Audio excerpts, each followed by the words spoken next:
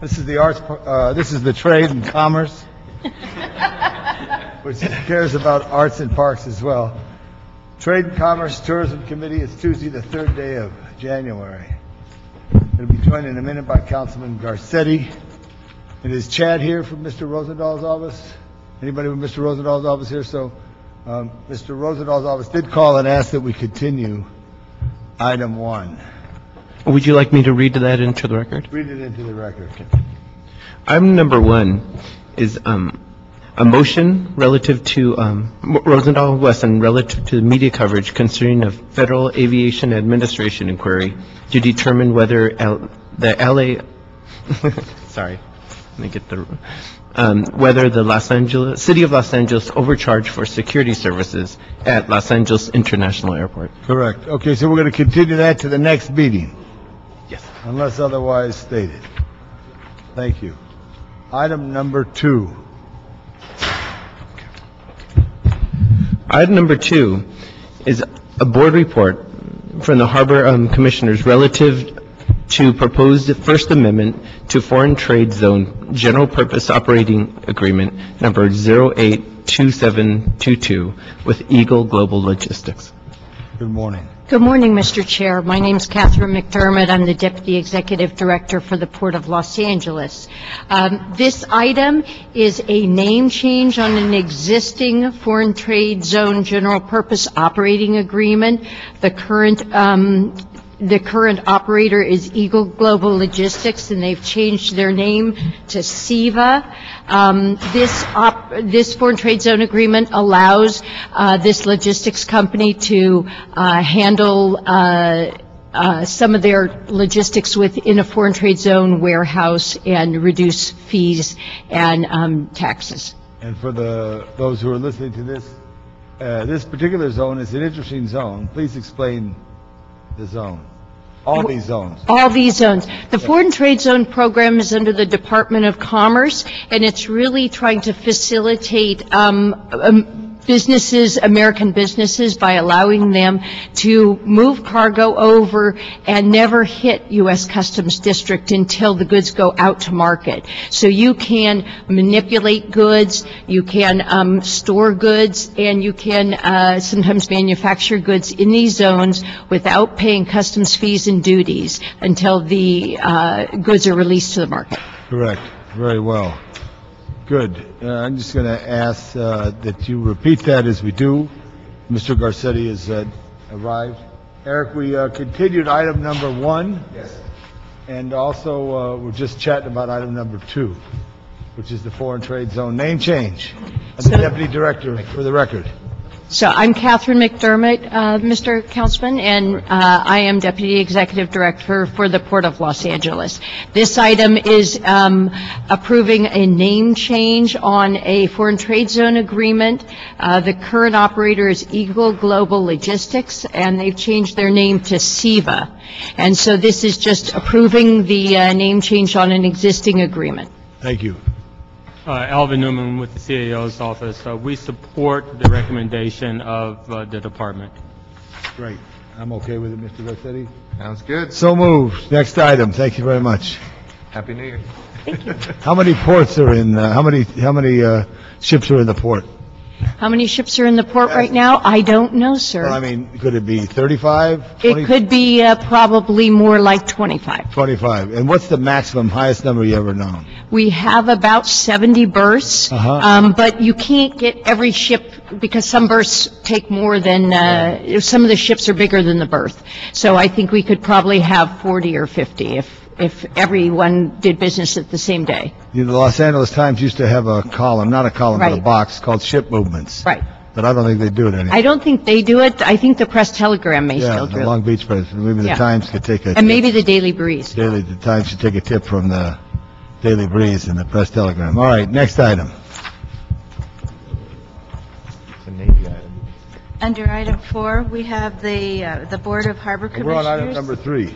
Oh, you're still on number, okay. Yeah. Under item 3, the Board of Harbor Commissioners submits a proposed second amendment to the reciprocal lease agreement with the United States Department of the Navy for property on Terminal Island. Okay.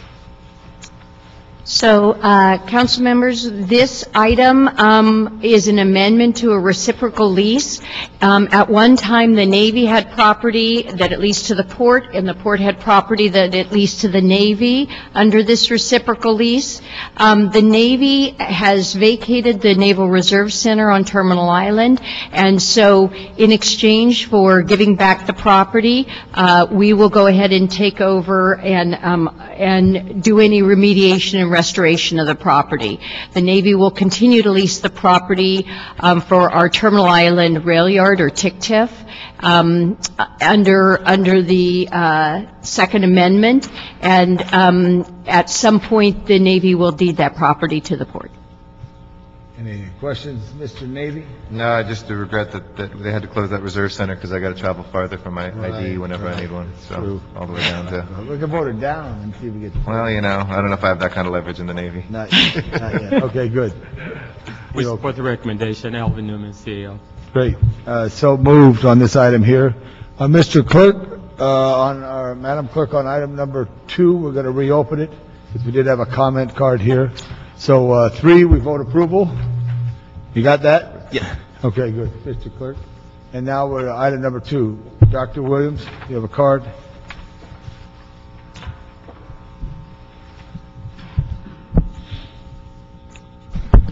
Dr. Tom Williams, LA 32 Neighborhood Council, but also previous incarnation in Jebel Ali Free Zone for the Port of Dubai.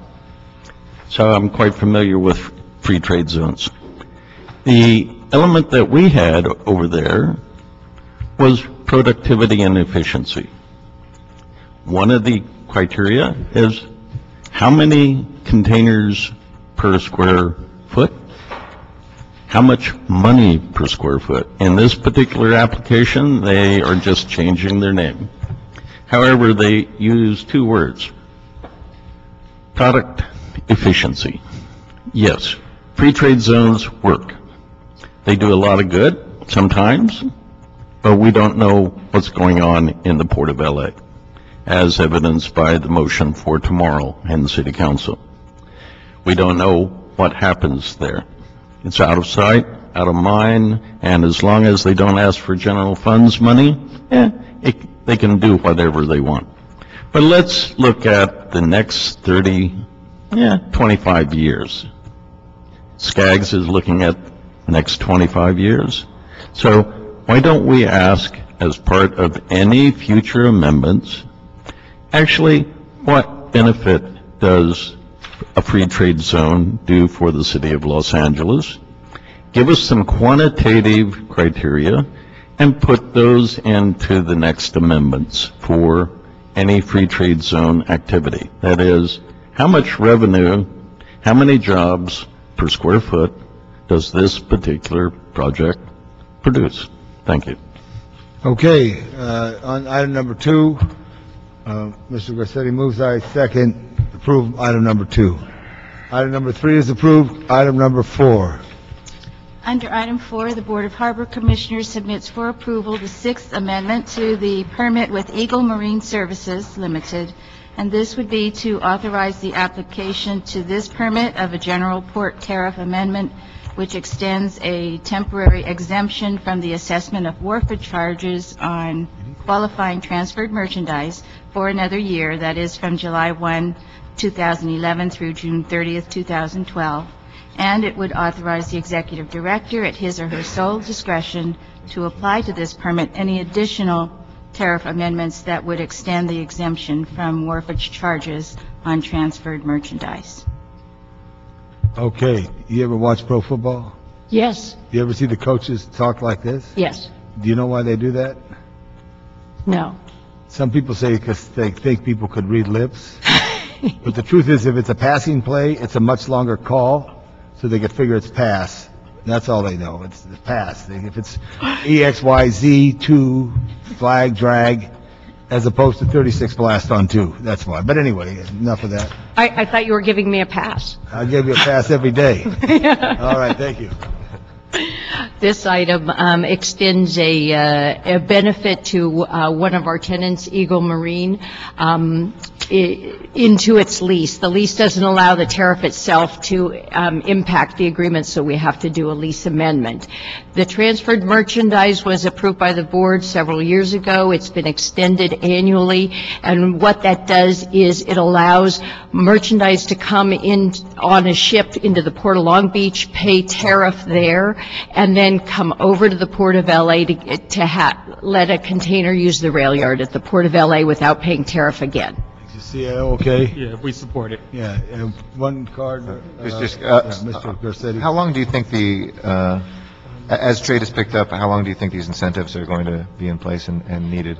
We have brought it to the board year to year. I think it's going to be in place a long time, and one of the things we're trying to figure out is we built proprietary terminals, and with shipping alliances like airline alliances, cargoes moving in ways we never predicted. So I think it's going to be in place quite a while, and I think our challenge is going to be to figure out how to deal with this new way that cargo moves between the ports. Are most of our competitor ports doing the same thing right now, or are we? Long Beach has done a reciprocal, the same thing over there with,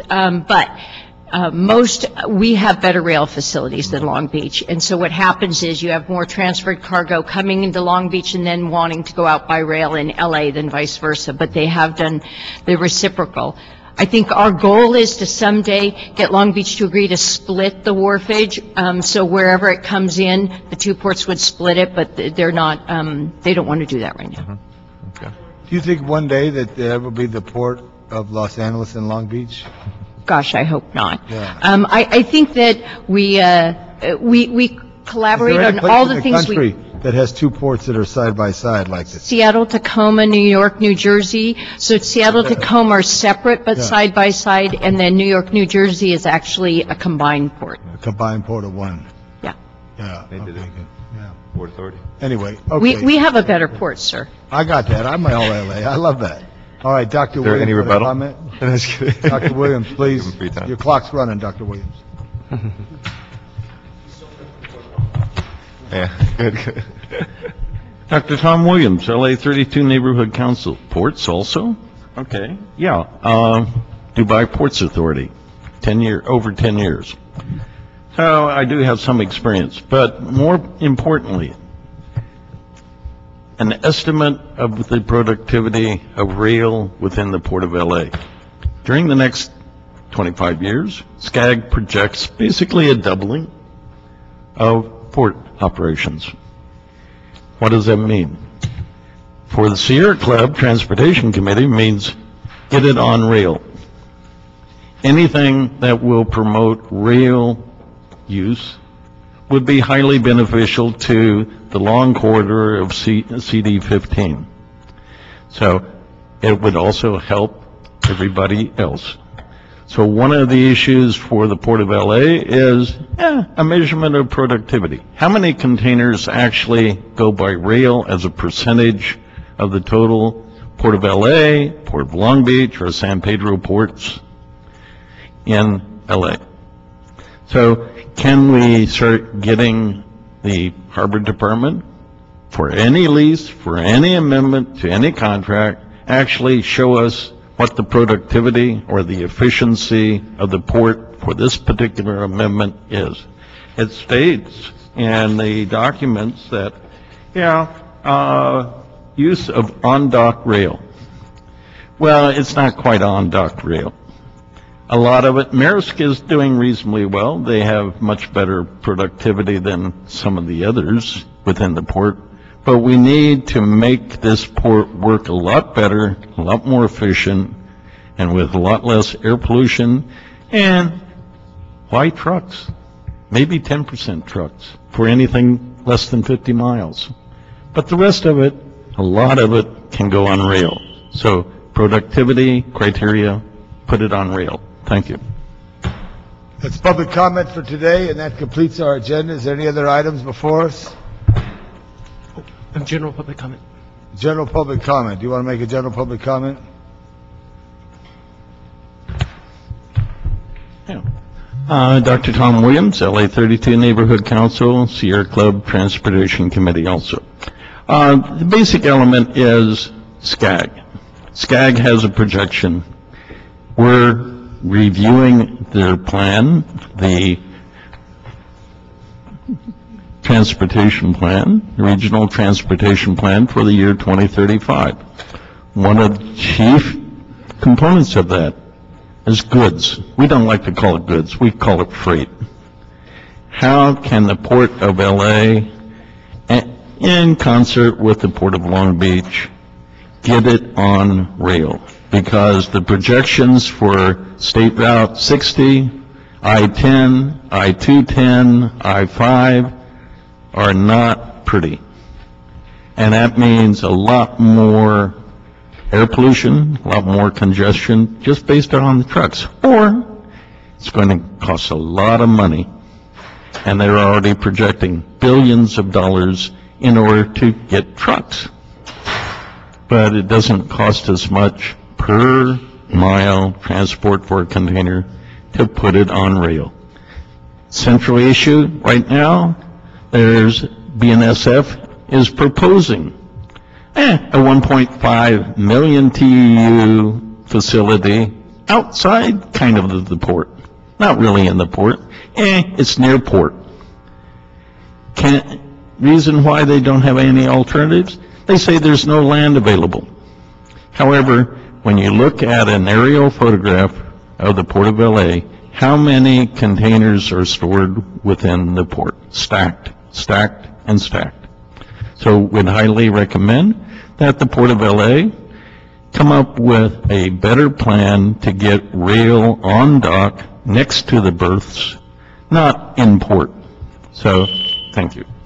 Thank you. Just to review, item 1 was continued to the next meeting. Items 2, 3, and 4, approval unanimously. And there's no other business before this committee. I hereby adjourn. Thank you, Mr. Garcetti.